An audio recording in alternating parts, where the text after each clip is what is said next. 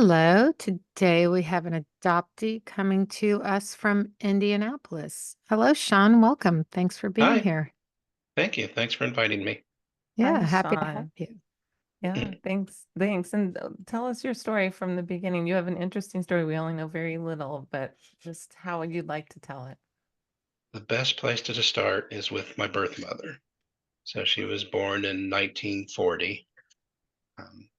She grew up near the Ohio River in Indiana. Her mother was a teacher. Her father had a lot of different jobs. He was a Most of the money they made was from tobacco farming. So that's the kind of family they grew up with. They're all white. Father's English, Irish, and mother is first generation German. Um, my birth mother wanted to follow in her mother's footsteps, so she went to college, a teacher's college, 100 miles north. She did really well in college. She got her teaching degree, and she made a really good circle of friends, really tight. And I've met some of them now because they're still friends today, the ones that are still surviving. And there was one in particular that she liked. They had crushes on each other, and they dated on and off. And she really didn't want to leave the area, so she didn't go back to her hometown. She got a job teaching in an elementary school, and then she re-enrolled in the college and started working on the first of her two masters. In the summertime, she would go back and work at a mental health hospital where her parents lived, and that's where she met my father. My father, um, he was a worker there. He wasn't a patient, but they started having a secret flings. Secret from his family because he's married with three kids and one on the way, Wow. and secret from her family because he was black and they were white. And this is the early 1960s, that Yeah, in Indiana. scandalous. Yeah. Very scandalous. Well, things happened and she got pregnant. She told the father. He said, "No, I don't want to leave my family." And she was okay with that. So she went back home, and her girlfriend there took her in. To her credit, she moved her in with her parents, and they took care of her through the pregnancy. And when it was time for me to be born, when she went into labor, her girlfriend, who became her wife later on, she drove my birth mom to the university hospital, and that's where I was born. Where were Now, her parents throughout all Yeah, I this? was curious. they're still in southern Indiana. Did they know that she was pregnant?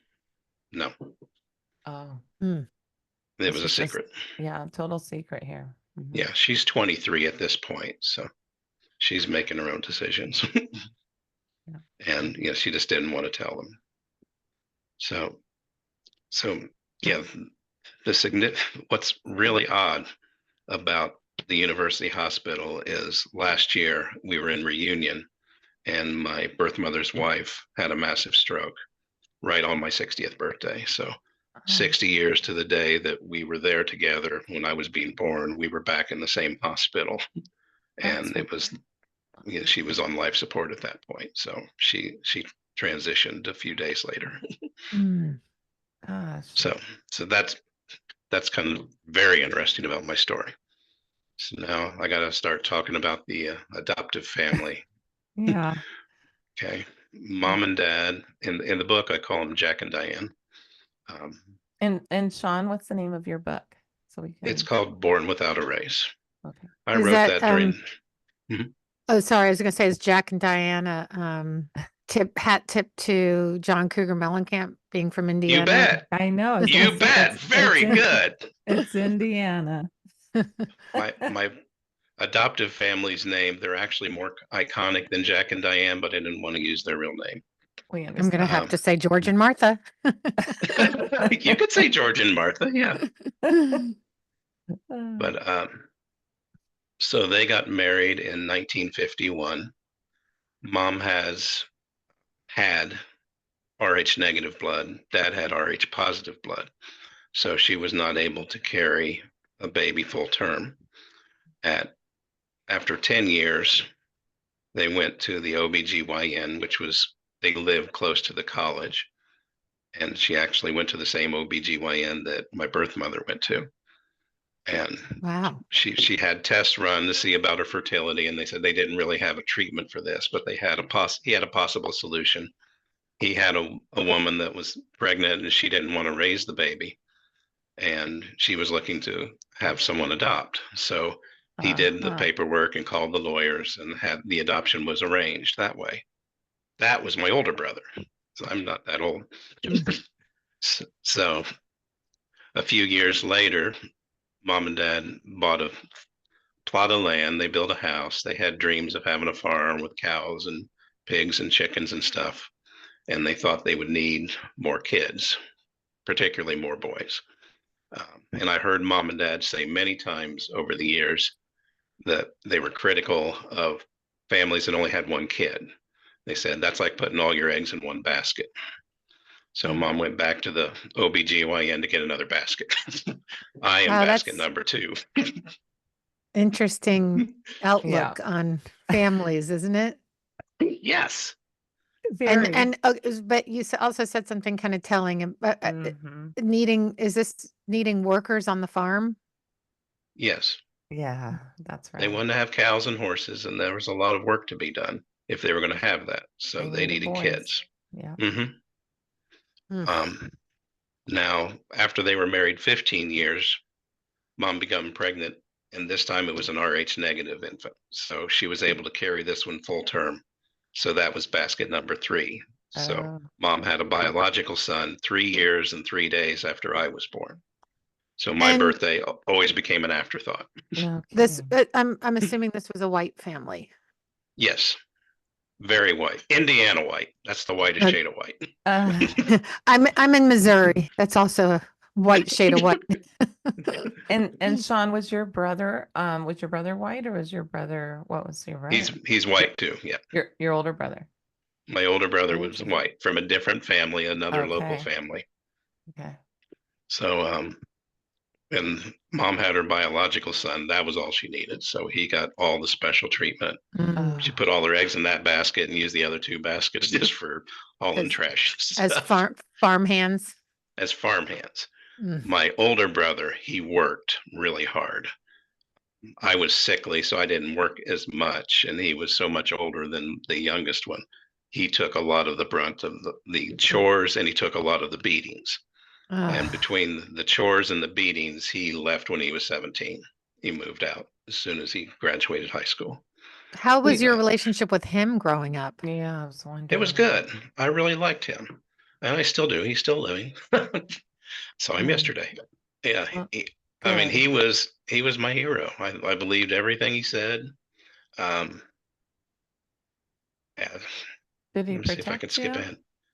Yeah, that's what I'm thinking of. So, mom and dad didn't know that they were getting a biracial son because it didn't say that anywhere. And I was so sickly when I was born that you really couldn't tell until I was a little bit older. The little bit of hair I had was red, and I Oh, was jaundiced. But I also had something that became known as Pfeiffer syndrome. And Pfeiffer syndrome is pretty rare. If you Google it, you'll see that Prince's son had it. And people mhm. say, Prince had a son? Him and his wife had a baby, but it died right away because of genetic malformations. So I had a lot of problems when I was born. So the hospital kept me for most of the first few years. I had my first surgery when I was 1 month old, and then three more by the time I was three. So I really Mm. didn't go home. Most of my early memories are being in an oxygen tent in a hospital. Mm. Gosh, you have memories of that. Right. That's My so deeply lonely and Yeah, gosh. wasn't it? I mean, I didn't know any better, I guess. I had a TV. yeah. Yeah. The nurses were nice. Mom and dad would visit once in a while. So yeah, I suppose it was lonely. I had my stuffed animals that kept me company. Maybe safer though. I It mean, might have been safer, yeah, than growing up where I So did. so then at which point did they discover you were biracial? When I got healthy enough, my hair grew in and it was an afro. And um, I'm normally in the winter, I'm in this color, but if you put me out in the sun a lot, I turn dark. Mm-hmm. And my older cousins later, after mom died, they confessed that they heard conversations about trying to return me Oh because once they gosh. figured out what race I was. Because you have to Mm. understand, Dad's dad was in the Ku Klux Klan. Oh He my might God. have he might have killed a black man. There was a noose in his barn. We were told Oh never go my in there. Somebody died there. At one Shawn. point, I wanted to. I barely knew him. I mean, he died when I was 4, It's and he probably thought a I good was a thing. right. He was. He had dementia then, and he stayed drunk most of the time. Yeah. He smoked a pipe and wore a railroadman hat, and he thought I was a leprechaun because I still had the red hair. So he always wanted to rub my head when I came over. That's all I remember of him. But Dad's uncles or Dad's brothers were in the Ku Klux Klan, and some of my first cousins. And Wow. the Klan was pretty big in that town. Um, they would march in the Independence Day parades and stuff. So yeah, it was a very racist town to grow up in, and I was the blackest thing they saw in school. I'm sure. I went to Catholic school, so everybody went to church. Everybody that was in that school went to church there, so they knew the family. They knew that I belonged, so I did not get harassed too much. If I ever did, then the nuns would beat the snot out of the people that were harassing me. The nuns were the only ones allowed to bully in the Catholic school. But on the bus, that was a different thing. Yeah. In the bus, I would get punched and tripped and elbowed and called all kinds of dirty names. My older brother, getting back to that point, yeah, he got into a lot of fights. Yeah. Um, I was too small and weak to really fight. So I would come home and say, Mom, they're making fun of my hair. She says, sticks and stones. Um, Yeah. if you get your hair shaved like we used to, then they won't make fun of your hair. Because when it came in curly, mom would take me over to her brother's house, and he had sheep, and they would shear my head with the sheep Oh shears, my so my gosh. hair wouldn't grow in.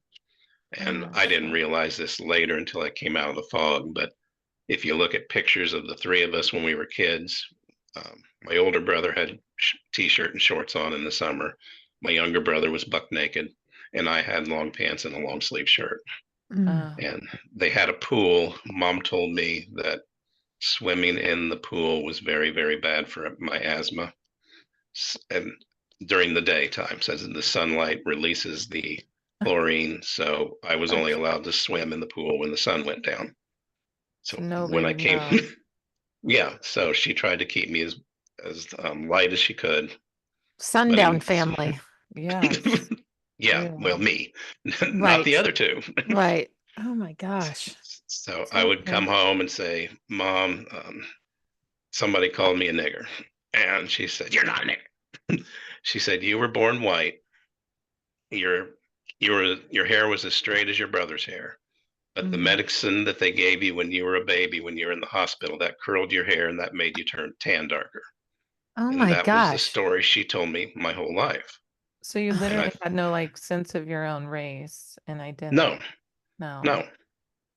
Um, And ashamed of whatever you may have, maybe. right. So I'm growing up with this family that's making black jokes all the time. Oh Oh my And God. God. so, yeah, the only in the early years, bus ride was miserable. So I started riding my bike. It was 2 miles, but I'd ride my bike, I'd walk. I would limit the bus ride as much as I could. And then in high school, all those kids that were on the bus, they were in school with me. There was no Catholic high school. So I really quickly learned, I can't go down this hallway. I can't go down the hallway where the jocks are because there's people there that'll attack me. I can't go down industrial arts hallway. I would walk around. I never Mm. rode the bus. I never ate in the cafeteria even once all during high school. I just go to the library and do my homework. I'm And this is thinking, yeah, the go ahead. 70s at this point, right? So, You're right. Yes. yeah, I'm gosh. thinking about your mother who gave you up, thinking, this would be hard. I'm giving him a better life. I'm sure she Hmm. thought that because of the times and just That's what she this. says now. Yeah, yeah. I'm just thinking like this is horrific, right? And so many adoptees have these Right, stories. It's just that people don't realize. Go on. right, right. She thought it would be a better life. Mm-hmm.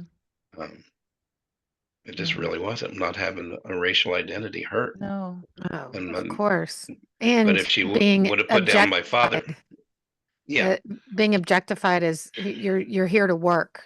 Uh, right, yeah. We were here to work, and I didn't know until pretty recently that the younger brother never got beaten because Oh. when after my last surgery, they had to focus on my asthma, and my family doctor said I was the worst asthmatic he'd ever seen. mm, He sent me to a specialist in Indianapolis, and it was on the top floor, 7-story building, right on the circle. If you've ever been to Indianapolis, it's a circle city. Mm-hmm. And so, to mom's credit, she drove me there. To mom's detriment, we were late, and she had claustrophobia, so she wouldn't get in an elevator. So she drug my 3-year-old butt up 7 flights of steps. So when we got to the doctor's office, he goes, "Oh, he's in full crisis mode. You oh need to." my gosh. And so they sent me back to the hospital, and I spent another couple of weeks in the oxygen tent. Then she brought me back to see him, and I did not like him at this point. Mom's told this story so many times to other people. I know it's true. I was behaving badly when I got to Dr. Kraft's office. He was a German fella. When I first saw the picture of Sigmund Freud, I go, it's Dr. Kraft. And when I came in there, I did something that made him mad. And he said, "Glad you got him here before he was a total brat." And mom said, "Well, I don't know what to do. I can't spank him. If I spank him, he cries and then he coughs and then he goes into an asthma attack." And Dr. Kraft says, "If he goes into an asthma attack, give him oxygen. He'll have oxygen on hand now. He won't die from an asthma attack. If he needs a beating, you give him a beating." Oh my Ugh. gosh. So that became mom and dad's mission statement: spoil the rod, or spare the rod, spoil the child. So I got beaten, but Wow. I didn't know until dad was in the hospital with COVID and we were talking about old times. The younger one never got spanked. I just assumed he got beaten too when I wasn't around. But if we were all doing something and mom would be mad, she would hit me and say to him, "Next time you're getting it." And there was never a Mm. next time. And the beatings went on till I was 17. So I'm a senior in high school, um, first in my class, college bound. Mm. And dad was trying to back a trailer next to the barn, and he wanted me to give him directions, and he wasn't ever very good at backing a trailer. And I didn't know how to tell him to turn the wheel this way, turn the wheel that way. And he got furious at me and came out of the truck and grabbed my ears and was trying to shake my head off my shoulders. And Mm. at that point, I was not weak anymore. So I knocked him down on his butt. Good. And he came up hitting me with full roundhouse rights and lefts, and it didn't hurt. It's like, "Old man, I've been beaten by kids all my life." I said, "This doesn't even hurt. I can't believe I've been afraid of this my whole life." And then he Mm. backed away and he said, "Well, I could hurt you if I wanted to." I said, "Dad, if you pick up a club or a knife or a gun. So next time you want to come at me, you better have one of those things or I'm going to knock you down." Good And for that was the you. end. That was the end of the beatings. So I say that. So that's 17. I would get beaten for things when he was mad. He would just turn around and hit me or my older brother. So Yeah, just the outlet, just the yeah, rage. Yeah, I'm sorry. And Jeez. then the marked difference between the adopted children and the natural born child yeah, Did very, uh, your very different. by did your both of the Very parents, right? yeah, Both of them. right. It's did you your know, little yeah. Did your Um, younger brother, the non-adopted child, did he later in life, does he have guilt about this? Like, have you had these conversations? no, No. he has no guilt. Really? No, he's their child. He's just like I'm. them. Yeah, he's just I like mean, that. this is just so. uh, Yes, there are adopted parents who truly love, but there's a Mm. difference in that we've had several guests who had this, same when the natural child was born, Mhm. it was a whole different thing. Right. And I as uncomfortable as it is to talk about it, I want to keep Yeah. saying these things. There's a difference. And Right. Mm-hmm. Yeah, and there this is still such is a an difference. extreme and horrible Right. difference. You know, Yeah, it's so often it's subtle, yeah, but But it's there, and there. you can be yeah, gaslit. You know, an adoptive parent Mm, might say, "No, that's not true," but it's gaslighting yeah, often. You know, yeah. this is so I- obvious yeah, and this is, horrific. It's And yeah, it's not any you better now that we're 60 than it was when we were right, kids. and it sounds like you talk about them in the present. So are yeah. they still alive, or is one of them still alive? Are they still in your Dad life? is dad is still alive. I Mm. still go over and visit him every Friday. I've visited him every Friday for 25 years. He's got pretty bad dementia now. Um, Has I'm the that one turned that him takes into a care. nice person? Yeah, I wondered. Not really, no. Mm. No. him, him and the biological son, he gets mad, throws a temper tantrum, and then the biological son gets mad, and then they get into a fight. So I'm more the calming factor, and the older brother, he is a calming factor, and he's kind of the take charge of the situation kind of guy. So even though he's been mistreated his whole life, Yeah, he's the and one that gets the most done. you I'm two the are one that takes care of the medical issues. So just the I go fact that you count his two are pills. involved. Wait, he's still. ju- Just the fact that you two are involved, Mhm. still is, Yeah, uh, it's uh, it, yeah. yeah. The older brother, they get. He will argue with anything that my older brother says, and he can't tell him anywhere. And then I take over and I calm Dad down because I don't think Dad ever got over the fact that I knocked him down. My older brother never did fight back. Mm. So going back, so you go to college, like you get the heck out of Right. there. He- And at some point in your life, and obviously you get a great education, you're a doctor, and um this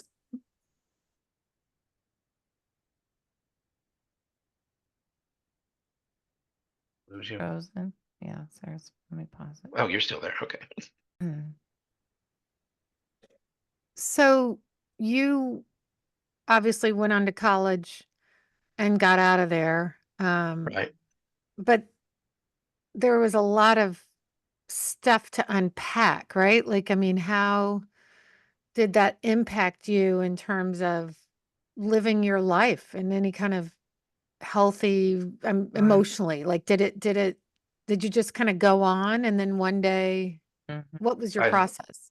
yeah, I just kind of left that all behind. I went as far as my scholarships would take me.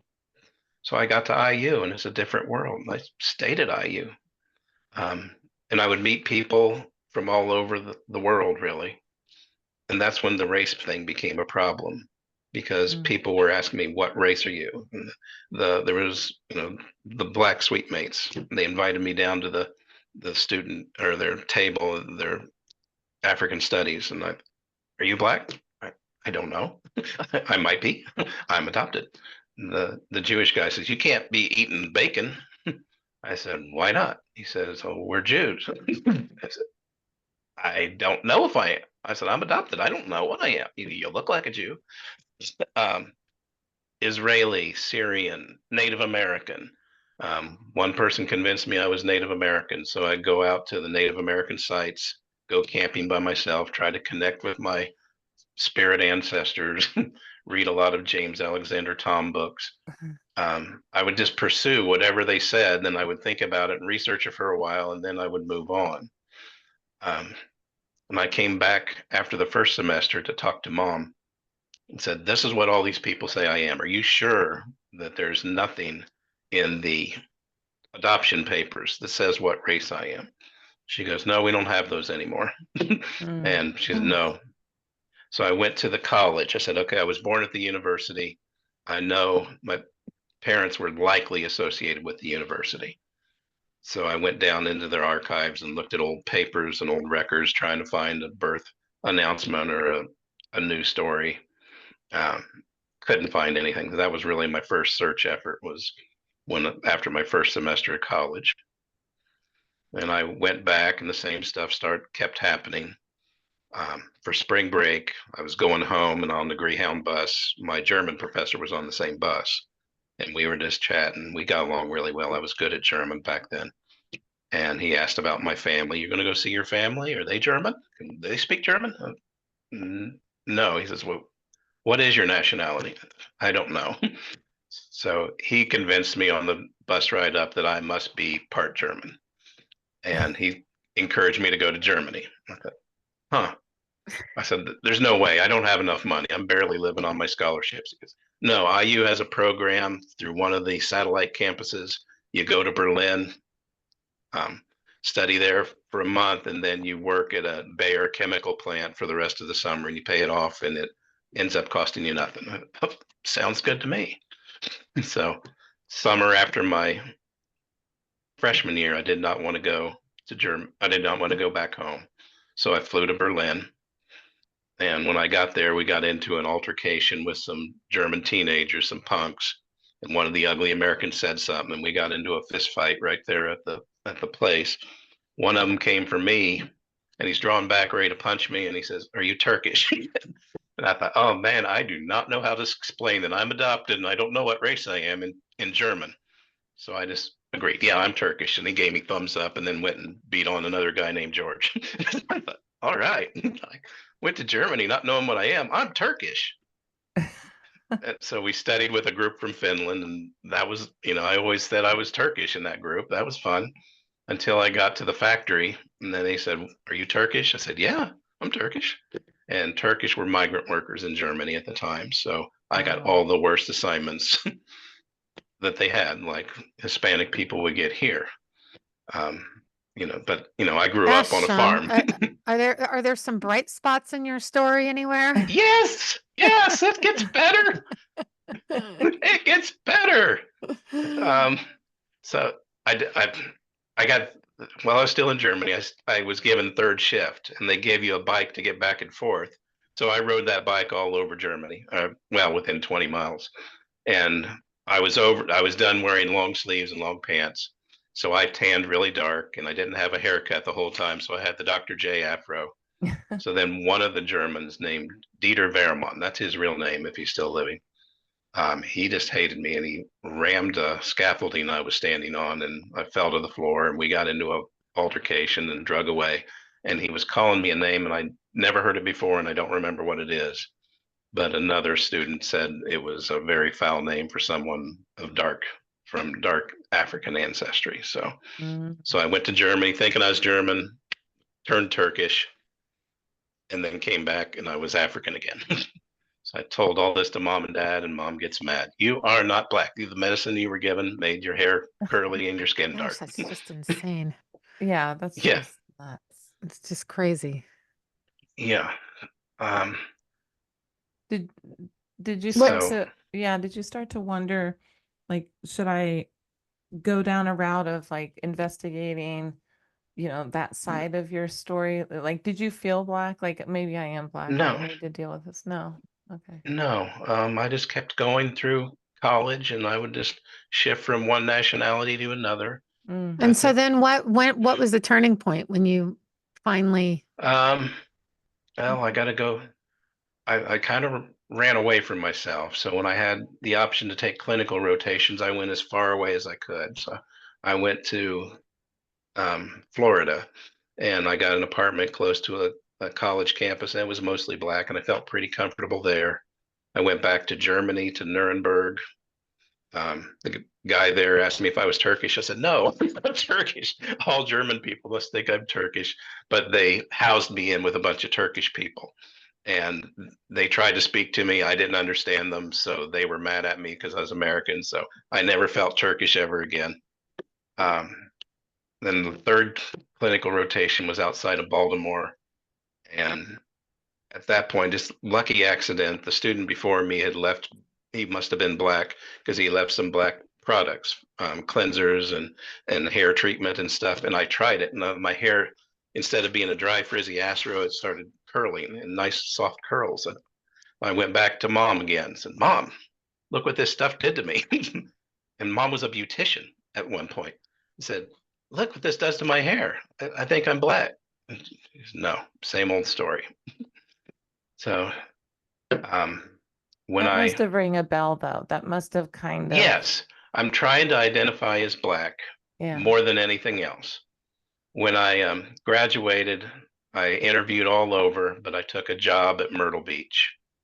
So my job there was doing eye exams on tourists that waded out in the ocean and lost their glasses. And we had the only 1 hour place, so they had to come and get another exam. And so I didn't have to show up until noon. That's when the first tourists came in. So I would run on the beach, and that was the darkest I've ever been. And my eyes were sensitive to the sun. I'd never been on the beach that much. So I started wearing amber colored contacts, and that hid my blue eyes. So I didn't think at all about what it was doing to my ethnic appearance. Um, by the time I finished the tourist season, it was getting slow, and the company owned opticals all throughout South Carolina. So they temporarily assigned me to one in Columbia. And I got to that one. This is 1991 in Columbia, South Carolina. And I had to learn to identify as Black really, really quickly because the white staff, they treated me like dirt. The doctor there had quit abruptly. I mean, the night before. So I had to, pack up my suitcase and go to Columbia. And I lived in a hotel there for two months. Um, Patients would turn around and walk out because they said, I don't want to be examined by him. Oh gosh. And the white staff, they were just making things hard. Of course, I didn't know how to do how all their equipment and all their systems worked. I'd never worked there before. It was my first morning. Mm. Then we got to the lunch break, and the older white um, receptionist asked me, "So, where are you from?" I said, "From Indiana." "Where are your parents from?" "They're from Indiana." Where is their parents from? I said, they go back to pioneer days. There's towns here named after my parents. So then the Black woman that was working with me most closely says, "Irene, would you quit beating around about bush? Doctor, are you Black or white?"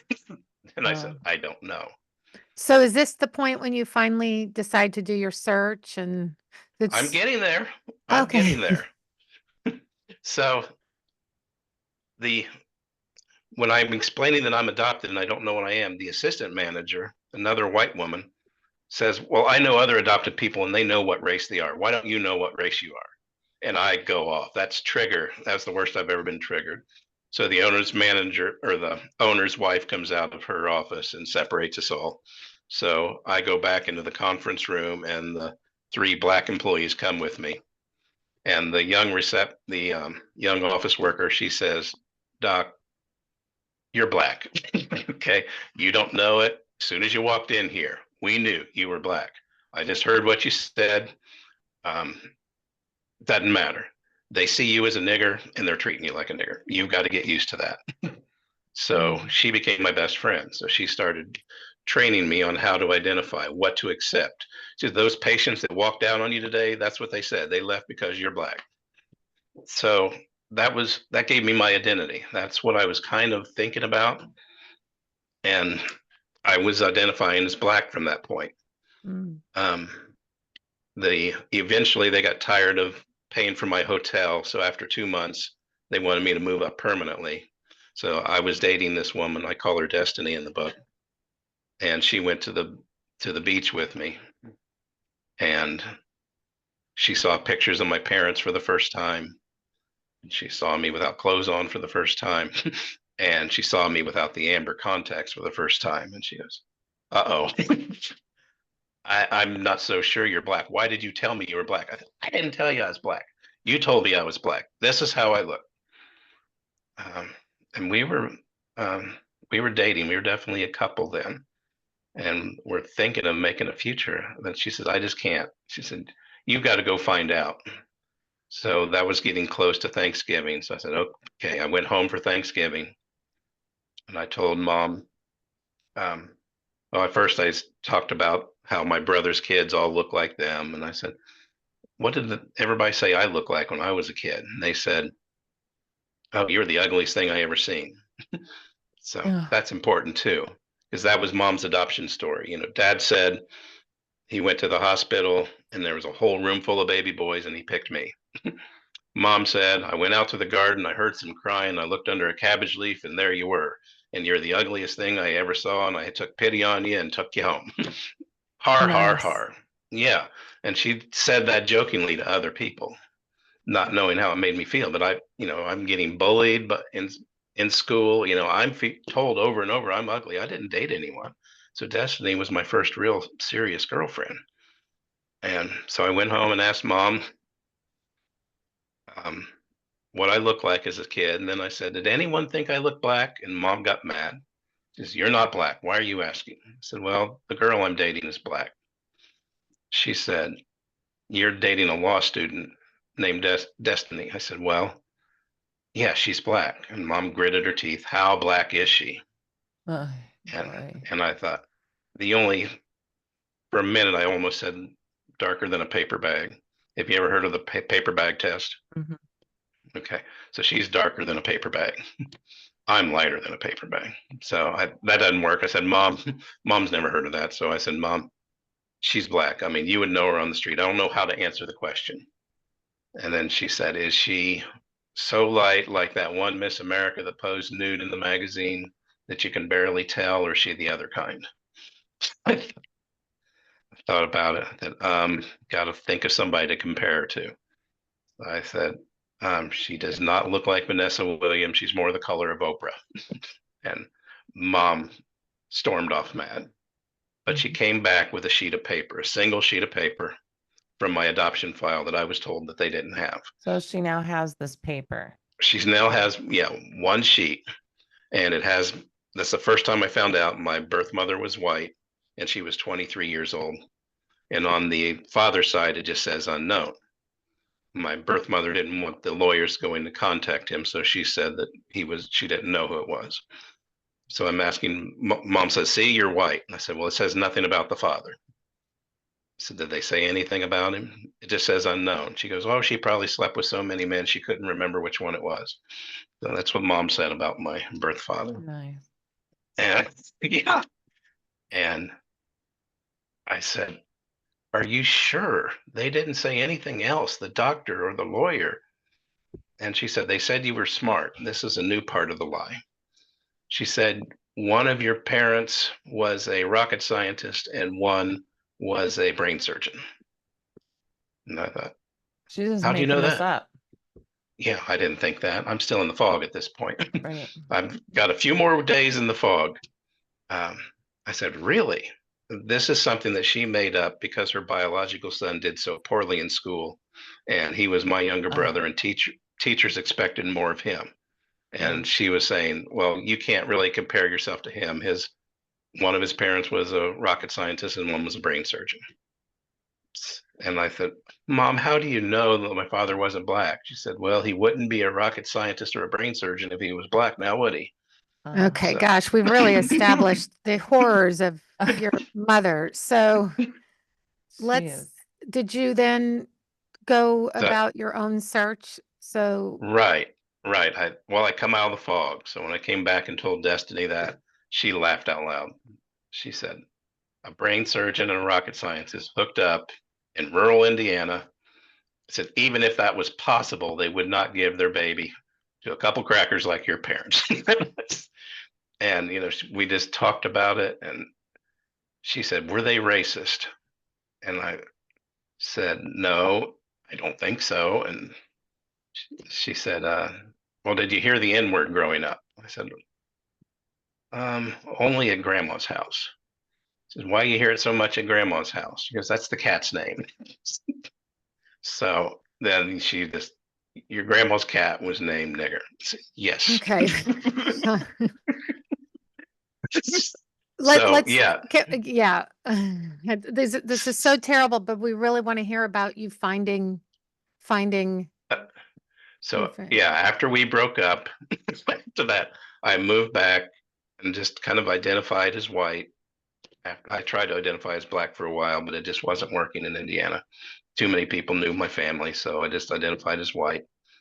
But eventually, I married someone I met in college, and we weren't planning to have kids. We thought if it happened, good. If it doesn't, fine.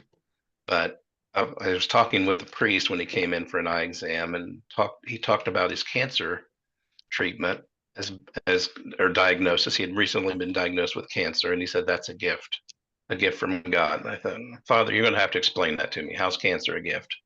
And he explained it helped him get his ducks in a row and set his goals and be more receptive to people.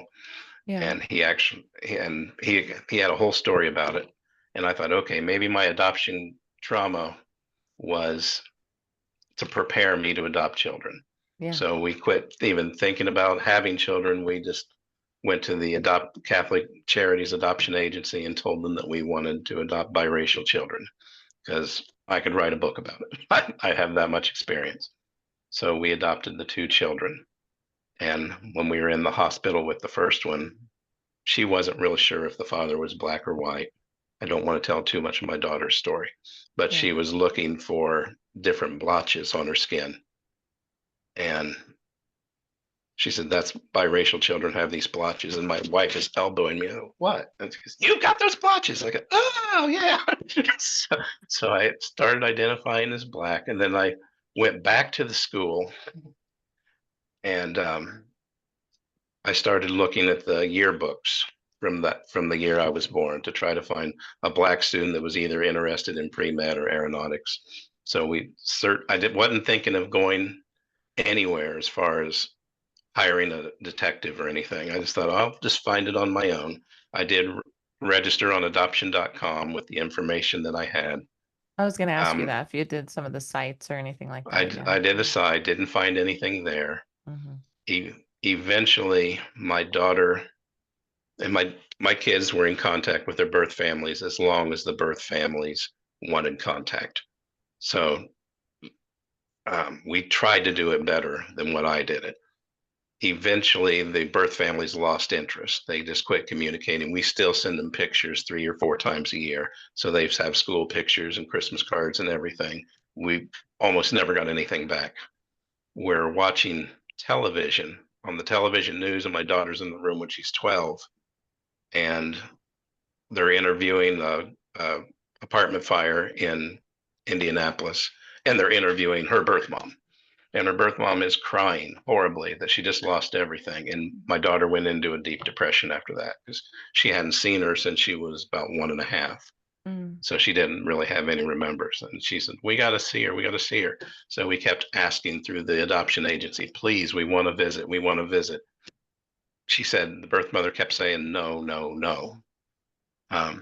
Eventually, it took over a year. Finally, the birth mother's mother said, I understand. I will visit with her and I will explain to her about her birth mother. And so we met at the adoption agency. This is when my daughter's 13.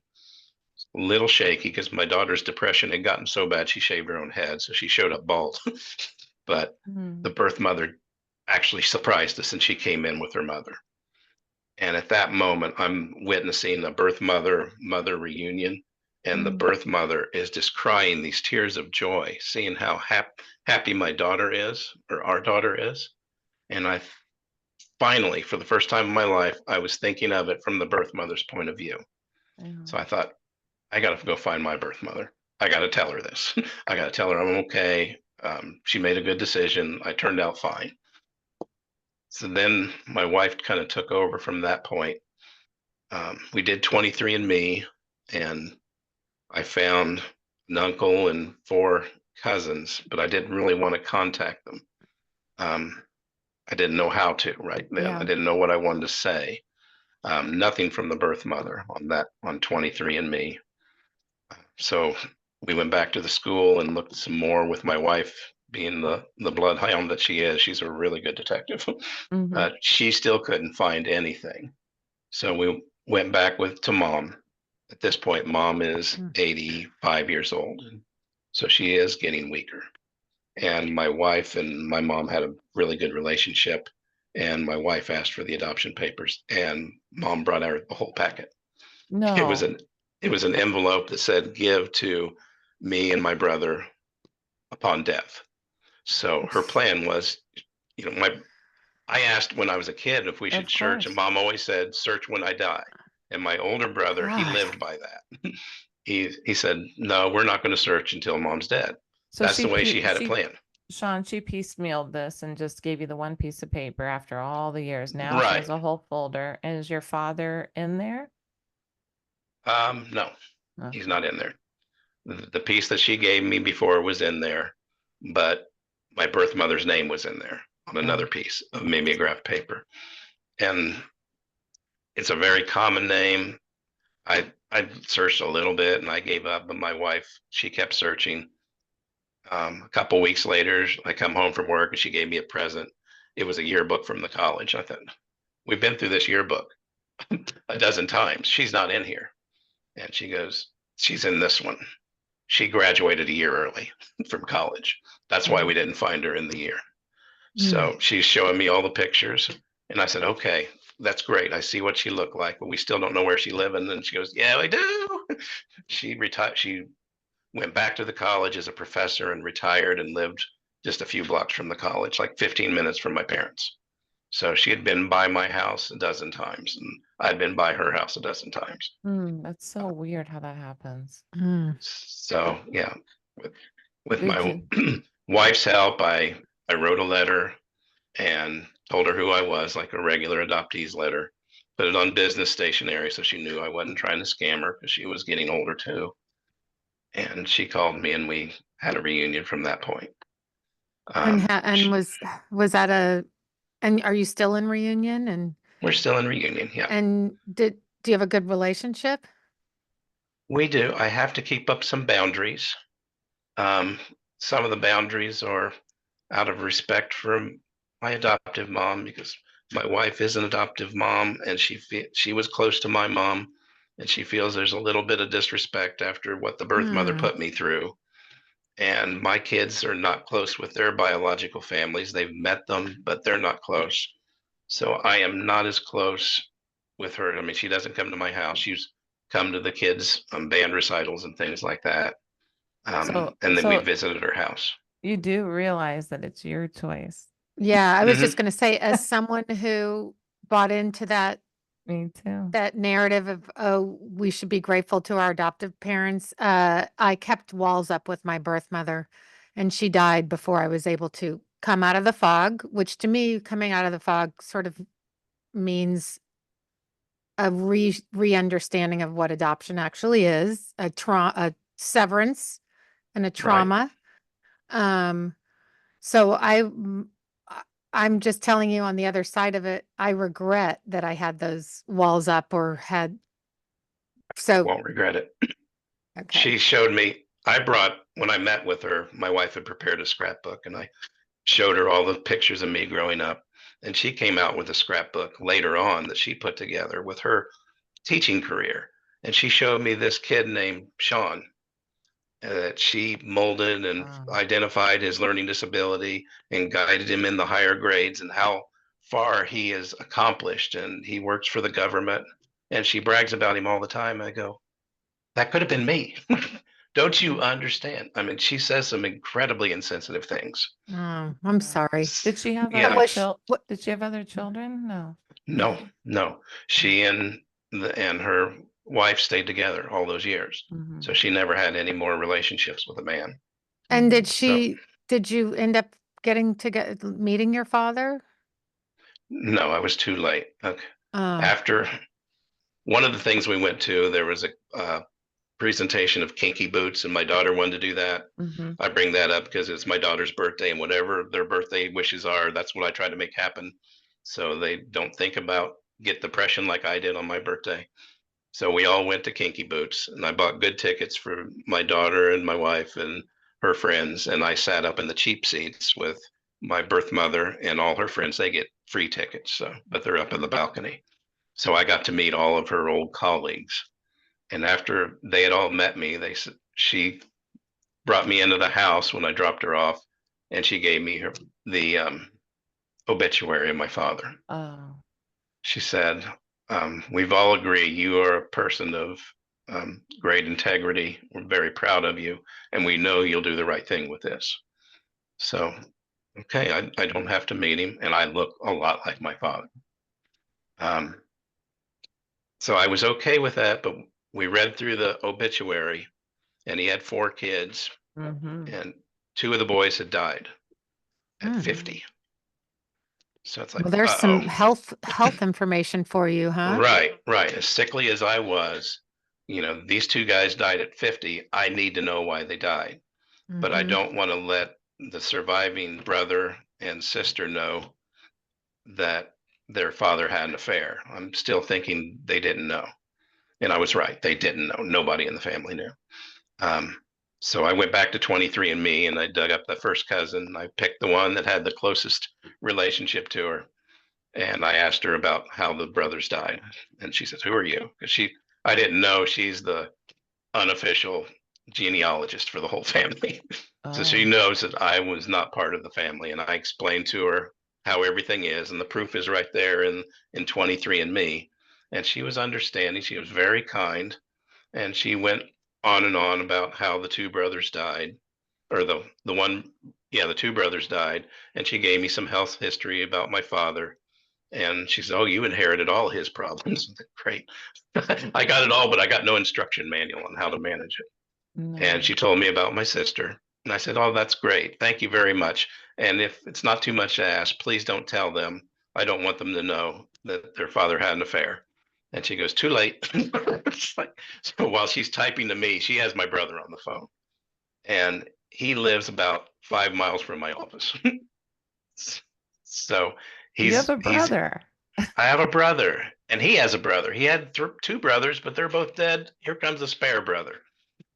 So Yay. So is that he's that excited. was a good Yeah, thing? Oh, good. yes. Yay. I'm We closer to him than I am to anybody in my life. I'm so Really? happy to hear that because we could talk all day, but we kind of need to Sure, how time are how constraints. yeah how so you're close to him Yeah, and he'll how invite did me. the He's coming. brothers die? Um, they had health problems that were more Mm. lifestyle related. Oh, Okay. okay. Okay. So yeah, I didn't know if it was a genetic. I took it to the doctor. I have the same heart defect that they have, but Mm-hmm. I'm a lot healthier. So one thing, when I adopted my daughter, the birth mother's father died when she was 12, and she was adopted also. And she said that really influenced her life. "I want to make sure you 2 take care of your health." And I promised. And so I exercise, I write down everything I eat. I have a very healthy lifestyle. I don't drink, I don't smoke. Good. So for 61, I'm in really good shape. They Good. didn't. I mean, one of the brothers played football for the college where I was born. He was a big guy, and then he got overweight. Yeah. And just a lot of Well, smoking and drinking and stuff. I'm so glad you still have your birth mother in your life and you have this brother with That you're great close relationship. to. Yeah. That's a Hmm. happy way to wrap it up. Yeah, it What worked Thank about, out you. well. Yeah. yeah, Thank you so much for sharing. And that was a You're very welcome. intense story. And oh my it's amazing that goodness. you're still standing and a Well, productive member of thanks. society. Yeah. I try to be. Yeah. Well, thank you, What, Shawn. Really, really nice to meet I you. really enjoyed talking to you too, and I enjoy listening to your podcast. I'm thank So so you. glad. I'm. Just thank you. This is very touching. Thank you, Shawn, for sharing all of this. You're welcome. Thank you. Okay. Bye Bye. Okay. Bye. bye. Bye bye.